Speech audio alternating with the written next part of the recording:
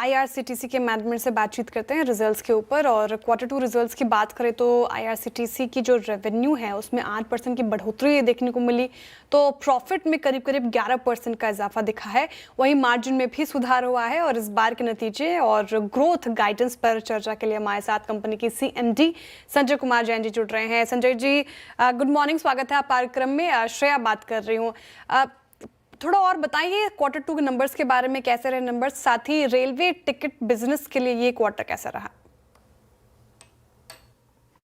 देखिए, ओवरऑल हमारा ये बिजनेस इस बार स्टेबल रहा और काफी प्रॉफिटेबल रहा।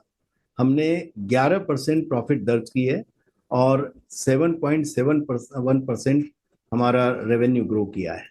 और टिकटिंग बिजनेस में मुझे खुशी होती है बताते हुए कि इस बार टिकटिंग बिजनेस हम 89% ऑफ रिजर्व सेगमेंट का टिकट हम बुक किए हैं, जो कि पिछले बार से भी ज़्यादा है। और इसके अलावा हमारा नॉन कन्वीनियंस फी का बिजनेस भी जो है 13% से ग्रो किया है। ओके वेल, तो टिकटिंग बिजनेस में अच्छी खासी ग्रोथ, 89% की जो ग्रोथ है वो देखने को मिली है। गुड मॉर्निंग सर, कंचन बात कर रही हूँ। अगर मैं आगे के आउटलुक की बात करूँ, जैसे कि हम देख रहे हैं कि इस टाइम पे हम वेकेशन मोड में जाने वाले हैं, छुट्टियां काफ़ी ज़्यादा आने वाली है, तो जो बिजनेस है वो भी आपको यहाँ से एक ट्रांजिशन जो है वो लेता हुआ दिखाई दे रहा है। क्या लगता है कि लास्ट ईयर से अगर इसे कंपेयर करा जाए तो वहाँ से हमें अच्छी एक सब्सटैंशियल ग्रोथ देखने को मिल सकती है? देखिए, नंबर्स तो मैं आपको डिक्लेयर नहीं कर पाऊंगा क्योंकि वो जब तक ऑडिट नहीं होगा हमें बताना नहीं है। लेकिन आपको ये आपको केवल इन्वायरमेंट बता देता हूँ। रेलवे ने इस बार सबसे ज्यादा स्पेशल ट्रेन चलाई है इस फेस्टिव सीजन में, और आगे भी मेरे को लगता है कि इसी तरह से वो ट्रेनें चलाएंगी।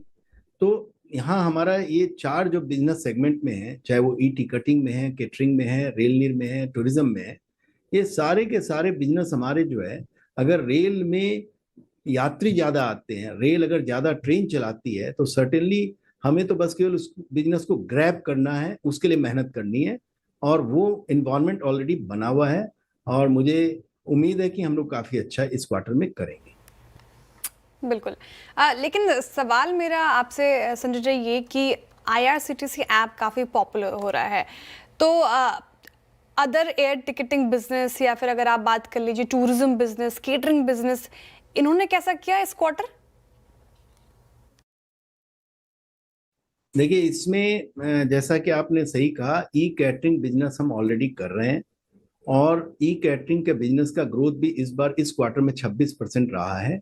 और इसके अलावा हम लोग एयर टिकटिंग में भी हैं और काफ़ी जैसे बसेस भी हम बुक करते हैं, क्रूज भी करते हैं। दूसरी टिकटिंग में जैसे हेली यात्रा की टिकटिंग करना, अभी लक्षद्वीप का हमने टिकटिंग का सिस्टम हमने चालू किया है। तो ये सेगमेंट्स में हम हैं। और आगे जो हमारा इरादा है वो है यूनिफाइड ट्रेवल पोर्टल बनाने का, जो काफ़ी क्या नाम है, advance AI/ML based agentic AI based system होगा। और ये एक यूनिफाइड पोर्टल होगा जिसपे कि हमारे जो एग्जिस्टिंग कस्टमर्स हैं और जो भी एडिशनल कस्टमर्स हमारे साथ जुड़ने वाले हैं और जुड़ेंगे, उनके लिए हम ट्रेवल सॉल्यूशंस देंगे जो कि उनके एक्सपीरियंस को काफ़ी एनहांस करेगा। और इसमें खास बात ये नज़र रखा जाएगा कि उनके लिए ये सर्विसेज काफ़ी अफोर्डेबल हो और हम उनको अपना बिजनेस क्रॉस सेल कर पाए। इसी तरीके से हम लोग पेमेंट एग्रीगेटर के बिजनेस को भी देखने जा रहे हैं। इसमें RBI से हमें इन प्रिंसिपल अप्रूवल मिल चुका है और लाइसेंस के लिए हमें अप्लाई करना है, जो हमें उम्मीद है कि दिसंबर जनवरी तक हम लोग इसको अप्लाई कर पाएंगे। और ये एक आगे मेरे को बहुत बड़ा बिजनेस आगे दिखाई पड़ रहा है।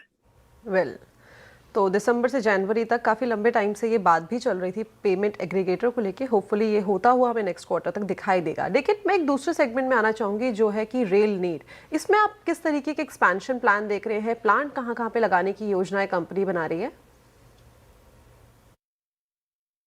इसमें अभी देखिए, रेल नीर के हमारे 20 प्लांट हैं और हमारी कैपेसिटी 18,40,000 बॉटल है पर डे की। और इसको अभी जैसे हमारे 2 तरह से हम काम करते हैं, एक डिपार्टमेंटल प्लांट चलाते हैं और दूसरा हम PPP मॉडल पे काम करते हैं।